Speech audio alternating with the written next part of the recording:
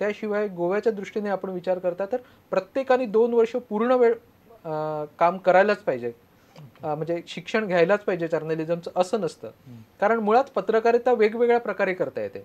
म्हणजे पूर्ण वेळ नोकरीसाठी पत्रकारिता करता येते किंवा कुठेही नोकरीवर न जाता फ्रीलान्स म्हणजे मुक्त पत्रकार म्हणून देखील काम करता येतं. तसंच छोट्या छोट्या गावांमधलं ग्रामीण पत्रकार म्हणून जिल्हा पातळीवर, तालुका पातळीवर आपण कोणाशीच एका वर्तमानपत्राशी किंवा एका न्यूज मीडियाशी संबंधित न राहता थोडंसं मोकळं असं स्ट्रिंजर पत्रकारिताही करता येते. त्याच्यासाठी अशी पूर्ण प्रशिक्षण असण्याची आवश्यकता नाही. मुक्त जे युनिव्हर्सिटीज आहेत म्हणजे open universities, Yashwantrao Chavan open university किंवा लोकमान्य टिळक महाराष्ट्र विद्यापीठ किंवा Indira Gandhi IGNOU university open university, या युनिव्हर्सिटीचे वेगवेगळे कोर्सेस आहेत. म्हणजे सर्टिफिकेट कोर्स आहे. म्हणजे अगदी तुम्ही 10वी झालेला नसाल त्याच्यासाठी छोटासा त्यांचा एंट्रन्स टेस्ट देऊन करता येतं. 12वीच्या नंतर करता येतं. ग्रॅज्युएशनच्या नंतरचे कोर्सेस करता येतात. आणि याच्यात खूप वेगवेगळ्या प्रकारचे कोर्सेस अवेलेबल आहेत. फक्त इंटरनेटवर जाऊन एकदा सहज सर्च मारलं की तुम्हाला या सगळ्या ऑप्शन्स कळून येतात. हे आहे. सर तुम्ही मला वाटतं तुमचं सुरुवातीचं शिक्षण तुम्ही डिप्लोमा इंजिनिअरिंगमध्ये डिप्लोमा करत होता आणि त्यानंतर तुम्ही पत्रकारितेमध्ये म्हणजे त्यानंतर तुम्ही MA हिस्ट्रीमध्ये MA केलं. त्यानंतर मला असं वाटतं की जर्नलिझमचा रिसर्च कोर्स सुद्धा केला. अभियांत्रिकीचं शिक्षण ते पत्रकारिता म्हणजे पत्रकारितेमध्ये तुम्हाला काय यावं असं वाटलं हा माझा एक प्रश्न. आणि त्याच्याच जोडीने आजच्या पिढीने पत्रकारितेमध्ये काय यावं असं काय आहे जे तुम्हाला खेचून आणलं पत्रकारितेमध्ये आणि जेणेकरून आमची तरुण मुलं जावीत?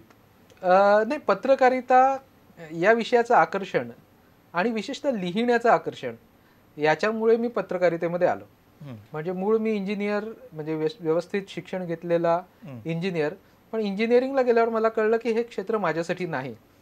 कारण अगदी 10वीला काही आपल्याला अक्कल आलेली नसते आणि तेव्हा म्हणजे 92 साली तर तेव्हाच्या आत्ताच्या मुलांना खूप असतं कळतं, पण तेव्हा मला तरी काही कळायचं नाही की काय करावं. त्याच्यामुळे चांगलेच पर्सेंट मिळाल्याच्या नंतर मी तिथे गेलो होतो. पण तिथे गेल्याच्या नंतर मला हे कळलं की हे क्षेत्र माझ्यासाठी नाही आणि हे क्षेत्रासाठी येण्याचं वय नाही. म्हणजे मी तर खूपच लवकर मला कळलं सुदैवाने आणि मी इंजिनिअरिंग शिकता शिकताच जर्नलिझम करायला लागलो. आज अशी आपल्याजवळ उदाहरणं आहेत. वयाच्या 40व्या वर्षी जर्नलिझम मध्ये येणारे खुशवंत सिंग आहेत, वयाच्या 36व्या वर्षी जर्नलिझम मध्ये येणारे प्रताप आसबे आहेत. तर अशी वेगवेगळ्या पातळीवरची आपल्याकडची उदाहरणं आहेत की जी पत्रकारितेत खूप नंतरच्या वयात आलेली आहेत आणि त्यांनी खूप मोठं काम करून दाखवलेलं आहे. तर इथे वयाची अट नाहीये. म्हणजे तुमच्यामध्ये काहीतरी करायचंय ही जेव्हा एक धमक येते, काहीतरी इच्छा निर्माण होते, तेव्हा तुमच्यासाठी पत्रकारितेचं दार खुलं आहे असं मला वाटतं. कोणीही कुठल्याही वयात, काही जण तर पूर्ण आपलं करिअर 58 वर्षाचं नोकरी केल्याच्या नंतर जर्नलिझममध्ये आलेले आहेत, आपलं मॅगझिन सुरू केलं आहे आणि आपलं समाजासाठीचं देण्याच्या भूमिकेतून त्यांनी पत्रकारितेत खूप चांगलं काम केलेलं आहे. असेही पर्याय आहेत. तर पत्रकारितेत यायचं आहे तर तुम्हाला एक वेगळा अनुभव मिळतो. त्या अनुभवासाठी आहे म्हणजे एक वेगळं पॅशन आहेच. म्हणजे पत्रकारितेसारखं दुसरं फील्ड नाही. मी पत्रकारितेत आहे आणि माझी आवडच आहे ती मुळात, आणि तरी देखील ते माझं प्रोफेशन आहे. हे याच्यासारखं दुसरं आनंदाचा भाग नाही. पण म्हणजे आवड आणि प्रोफेशन असणं हा दुर्मिळ योग असतो. म्हणजे माझा छंदच मुळात हा आहे, जे माझं प्रोफेशन आहे हा दुर्मिळ योग खरंच आहे आणि मला त्याच्याबद्दल खूप आनंद आहे. तर पत्रकारिता हा एक रोज नवीन अनुभव आहे. म्हणजे मी जर इंजिनियर असलो असतो तर मी त्याच यंत्रांशी झगडत किंवा त्याच सॉफ्टवेअर आणि हार्डवेअरशी झगडत राहिलो असतो. त्याच्यातही असेल म्हणजे ते माझ्या समजण्याच्या पलीकडचं असेल कदाचित, पण मी तेच एक कुठेतरी क्लार्क म्हणून काम केलं असतं तर सकाळपासून रात्रीपर्यंत तेच काम करत राहिलो असतो. कुठेतरी सरकारी कर्मचारी म्हणून राहिलो असतो तरी तेच 10 ते संध्याकाळी 5 वाजेपर्यंत तेच काम करत राहिलो असतो. तीच रोज हिशेब मांडत आलो असतो. पण इथे मी रोज नवीन अनुभव घेतो. मला आज पाकिस्तानचा जो भारतावर झालेला हल्ला आहे त्याच्यावरही अभ्यास करायचा आहे आणि पणजीतल्या कचऱ्याच्या प्रश्नावरही लिहायचं आहे. तर त्याच्यामुळे रोज वेगवेगळा विषय समजून घेणं, रोज वेगवेगळ्या माणसांना भेटलं, रोज वेगवेगळे नवीन नवीन विषय समजून घेणं, हा जो सगळा समृद्ध करणारा अनुभव आहे ना, रोज इथे एक नवीन दिवस आहे. बरोबर. हा जो समृद्ध करणारा अनुभव आहे, एक माणूस म्हणून समृद्ध करणारा, एक प्रोफेशनल व्यक्ती म्हणून समृद्ध करणारा असा हा जो एक अनुभव आहे ना, तो इथे आहे, या पत्रकारितेत आहे. म्हणून मला वाटतं की ज्यांना असं काहीतरी करण्याची इच्छा आहे, ज्यांना काहीतरी एक वेगळं आयुष्य जगण्याची इच्छा आहे आणि ज्यांच्यामधला उत्साह कायम राहील अशी त्यांना खात्री आहे, त्या माणसांनी या क्षेत्रामध्ये यावंच यावं. सर, आपला हा कार्यक्रम अनेक तरुण मुलं बघत असतील आणि त्यांनाही असं वाटत असेल की आपण पत्रकार व्हावं का. त्यामुळे हे जे गुण आहेत, तुम्ही जे म्हटलं की तुम्ही ओळखलं फार लवकर इंजिनिअरिंगमध्ये असताना, तर ह्या आजच्या मुलाने आपल्यामधील पत्रकारितेचे गुण कसे ओळखावेत हा तर आहेच, पण त्याला खतपाणी घालावं कसं, म्हणजे एक साधा शब्द व्यासंग कसा करावा की जेणेकरून ते एक चांगले पत्रकार बनू शकतील किंवा त्या दिशेने जाऊ शकतील. नाही, एक पहिला, तुम्हाला पेपर वाचायला आवडतो का, हा पहिला प्रश्न स्वतःला विचारून. तुम्हाला पेपर वाचायला आवडतो का? पेपर वाचल्याशिवाय तुम्ही राहू शकत नाही का? म्हणजे सकाळी तुम्ही पेपर वाचल्याशिवाय राहू शकता का? किंवा टीव्ही वरचे बातम्या बघितल्याशिवाय राहू शकता का? जर राहू शकतो असा प्रश्न असेल तर तुम्ही समजा की तुम्ही या क्षेत्रासाठी नाही. ते त्याच्याबद्दल एक असं अजब आकर्षण असतं, असे ओढले जातो. खाणं पिणं, सकाळी ब्रश करणं सोडून जेव्हा माणूस पेपर उचलतो तेव्हा त्याच्याबद्दल एक प्रचंड असं आत्मीयता वाटत असते. त्या बातम्या सगळं जाणून घेण्याचं प्रचंड असं कुतूहल असं असतं. ते तुमच्याकडे आहे का? तर तुम्ही पत्रकारितेसाठी योग्य आहात. हे साधं एकदम आहे. म्हणजे एकतर जिज्ञासा म्हणजे कुतूहल ही पत्रकारितेची मूळ गरज आहे. म्हणजे काय आहे, कुठे आहे, हे इथे काय आहे, ते तिथे काय आहे, असं जाणून घेण्याची इच्छा ती अशी आतून असायला पाहिजे, असावी लागते. आणि त्याच्यावर सतत विचार काही ना काही करत राहणं, हे तुमचं आहे का, तुमच्या डोक्यात चालू आहे का, अशा पद्धतीने घडतं का, हे काय झालं, हे कसं झालं. तर ह्या सगळ्या गोष्टी आहेत त्या समजून घेणं. आणि तुम्ही जसं म्हणालात की व्यासंग, तर हाच व्यासंग आहे, हाच रियाज आहे. म्हणजे जसा एखादा गाणारा गायक आहे त्याच्यासाठीचा गाणं हा रियाज आहे, तसं पेपर वाचणं आणि त्याच्यावर विचार करणं हा पत्रकारासाठीचा रियाज आहे. म्हणजे उदाहरण सांगतो की माझे एक मित्र जे खूप चांगलं गाणं गात होते, ते अशी साधी साधी गाणी एकमेकांना विचारायचे, अरे पल पल दिल के पास सुना है क्या तूने, म्हणजे ऐकलंयस का तू. तेव्हा मला आश्चर्य वाटायचं की हे गाणं तर ऐकलंच असणार, एवढी छान छान गाणी म्हणतो तो.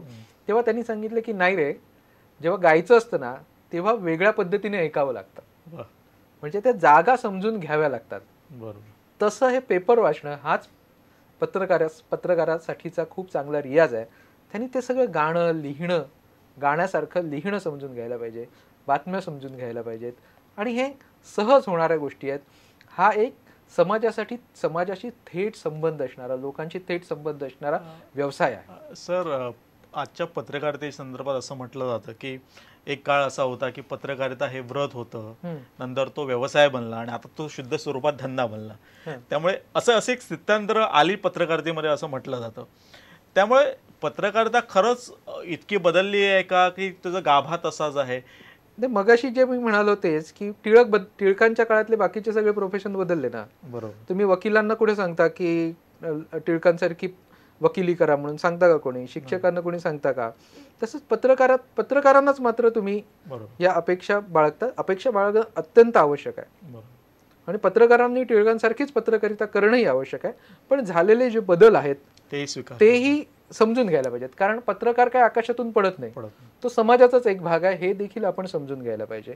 पण तुम्ही जे म्हणालात ना की आज शुद्ध धंदा झालेला आहे, तसं मला वाटत नाही. पत्रकारिता हा धंदा झालेला नाही. उलट जे धंदा होतो ते पत्रकारिता उरतच नाही. पेपर चालवणं किंवा न्यूज चॅनल चालवणं हा धंदा आहे, हा व्यवसाय आहे. म्हणजे आचार्य अत्रेंनी हे स्पष्ट त्यांच्या पूर्वी करून ठेवले. ते म्हणजे ते व्यवसाय, म्हणजे ते स्वतःही पेपर चालवत होते. ते म्हणाले पेपर चालवणं हा व्यवसाय आहे, पत्रकारिता हे मात्र व्रत आहे. आणि त्या व्रताशी कुठलीही प्रतारणा होऊच शकत नाही, कारण जेव्हा प्रतारणा होते तेव्हा पत्रकारिताच संपते. कारण इथे रोज समाजाशी घेणं देणं आहे. मी ज्या 4 ओळी लिहितोय त्याचा समाजावर थेट परिणाम होतोय. मी जर साबणाच्या व्यवसायात, साबण बनवायच्या व्यवसायात आहे, तर साबण बनवला म्हणून काही जग बदलत नाही. पण हो, आम्ही ज्या 4 ओळी लिहितो त्याच्यातून काही छोटे मोठे बदल निश्चित घडत असतात. हा विश्वास आहे. त्याच्यामुळे ते व्रत आहे आणि त्या व्रताशी प्रतारणा जेव्हा होते तेव्हा पत्रकारिताच उरत नाही. त्यामुळे गाभा बदललेला नाही, कारण नाही. वरवरची आवरणं बदललेली असतील. आज आपण 4 माध्यमं जे आपल्याकडे आलेले आहेत, येणाऱ्या काही काळामध्ये यामध्ये आणखी बदल होईल का, की स्कोप लिमिटेड होईल, काय होईल? नाही, उलट खूप वेगाने त्याचा स्कोप वाढतोय. अच्छा. म्हणजे आपण गोव्यातल्या पत्रकारितेचा विचार केला तर 20 वर्षापूर्वी किती पेपर होते इकडे? अच्छा, बरोबर. तर 2-3 पेपर कसे बसे होते, त्याचा खप किती होता, किती लोकांपर्यंत पोहोचत होतं, आणि आज किती लोकांपर्यंत पोहोचत आहे. वेगवेगळ्या विषयात वेगवेगळ्या भाषेतली वर्तमानपत्र, मराठी असू देत, कोकणी असू देत, म्हणजे कोकणी रोमी लिपीतलं असू देत किंवा देवनागरीतलं असू देत, आणि इंग्लिश, या सगळ्यांचं कितीतरी मोठं सर्क्युलेशन झालेलं आहे. TV चॅनल्स झालेले आहेत. उद्या गोव्यामध्ये खूप चांगल्या व्यावसायिक सॅटेलाइट न्यूज चॅनलची शक्यता आहे. म्हणजे पॉसिबिलिटीज दिसत आहेत. आणि या सगळ्या शक्यतांचा विचार करता, इंटरनेटचा विचार करता, गोव्यामध्ये या क्षेत्रासाठीचं खूप मोठं करिअर आहे आणि ते करिअर ग्रॅब करण्याची गरज आहे. तुम्ही फक्त रिपोर्टर म्हणून नाही तर फोटोग्राफर म्हणून, कुठेतरी वेब कंटेंट करणारे म्हणून या क्षेत्रामध्ये या. शेवटी आमच्या तरुण मुलांना काय संदेश द्या या पत्रकारितेच्या संदर्भात? नाही, हे क्षेत्र तुमचंच आहे, हेच मला सांगायचं आहे. म्हणजे प्रत्येक माणसाचं पत्रकारितेमध्ये तरुण असणं हीच एक फार मोठी क्वालिटी आहे. वेगळ्या मनाने तरुण असण्याची गरज आहे. कुठलाही न्यूनगंड ठेवू नका. मला खूप चांगलं इंग्लिश येत नाही, मला खूप चांगलं शुद्ध मराठी येत नाही, मी त्या इंटरनेट तंत्रामध्ये, कॅमेरामध्ये कुठेतरी हरवून बसेल, असं त्याच्यात घाबरू नका. एवढंच मला सांगायचं आहे. हे क्षेत्र समाजाशी संबंधित आहे. तुम्ही लोकांशी कनेक्टेड असाल, लोकांमधून आलेले असाल तर हे क्षेत्र तुमचं आहे.